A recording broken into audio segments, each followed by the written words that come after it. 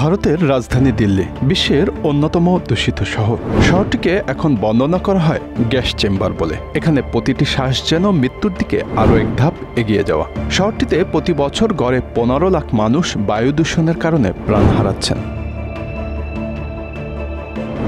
2009 থেকে 2019 সাল পর্যন্ত মাত্র এক দশকে ভারতে প্রায় 1.5 কোটি মানুষ মারা গেছেন বায়ু দূষণজনিত কারণে। বিশ্বের মেডিকেল সাপ্তাহিক জার্নাল দ্য ল্যান্ডসেট এই ভয়াবহ তথ্য সামনে এনেছে।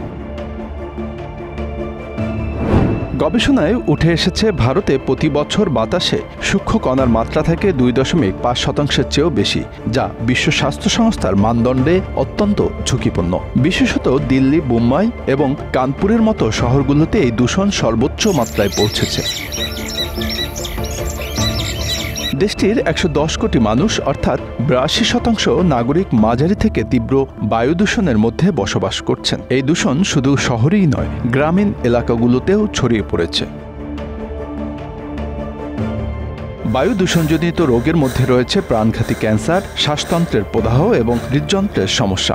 গবেষকরা জানিয়েছেন PM 2.5 নামক সূক্ষ্ম কণাগুলো মানবদেহের দীর্ঘমেয়াদী ক্ষতি করে। ভারতের হরিয়ানা অশোকা ইউনিভার্সিটি এবং দিল্লির ক্রনিক ডিজিজ কন্ট্রোলের গবেষকরা এই গবেষণায় অংশ নেন। তাদের মতে দূষণের প্রকৃত মাত্রা বোঝা এবং তা নিয়ন্ত্রণ করা অত্যন্ত চ্যালেঞ্জিং। বায়ু দূষণ নিয়ন্ত্রণে সরকারের নানামুখী উদ্যোগ থাকলেও তা যথেষ্ট নয় বলে মনে করছেন বিশেষজ্ঞরা। তারা বলছেন শিল্প কারখানা এবং যানবাহনের দূষণ নিয়ন্ত্রণে কঠোর ব্যবস্থা গ্রহণ প্রয়োজন। পাশাপাশি পরিবেশ বান্ধব জ্বালানির প্রচলন বাড়াতে হবে।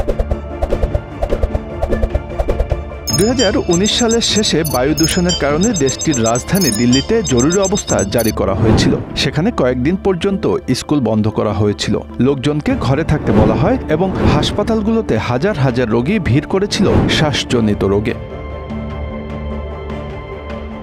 উত্তর ভারতের এই বায়ু দূষণ, বিশেষ করে গঙ্গার সমতল ভূমির এই দূষণের কারণে ভারতের প্রতিবেশী নেপাল এবং বাংলাদেশও ঝুঁকিতে রয়েছে, কারণ পশ্চিম দিক থেকে আসা বাতাসে ভর করে এই ধোঁয়াশা আর ধূলিকণা সেখানে চলে যেতে পারে। দিল্লি আর উত্তর ভারত বায়ু দূষণের অন্যতম প্রধান কারণ ফসলের গোড়া আগুনে পোড়ানো। যানবাহনের দূষণ, নির্মাণ শিল্পের কারণে এখানে দূষণের পরিমাণ এত বেশি। যেসব উপায়ে ভারত সরকার এই দূষণ ঠেকানোর চেষ্টা করছে তার একটি হচ্ছে গাড়ির দূষণ কমানো। তারা রাস্তায় গাড়ি চালানোর উপর নানা বিধিনিষেধ আরোপ করেছে। প্রাইভেট কারের ক্ষেত্রে নিয়ম করা হয়েছে জোন নম্বর গাড়ি রাস্তায় নামবে একদিন আর বেজন নম্বরের গাড়ি একদিন। এছাড়া দিল্লি এবং এর আশেপাশে সব ধরনের নির্মাণ কাজের উপর নিষেধাজ্ঞা জারি করা হয়েছে। Bangla affairs news desk.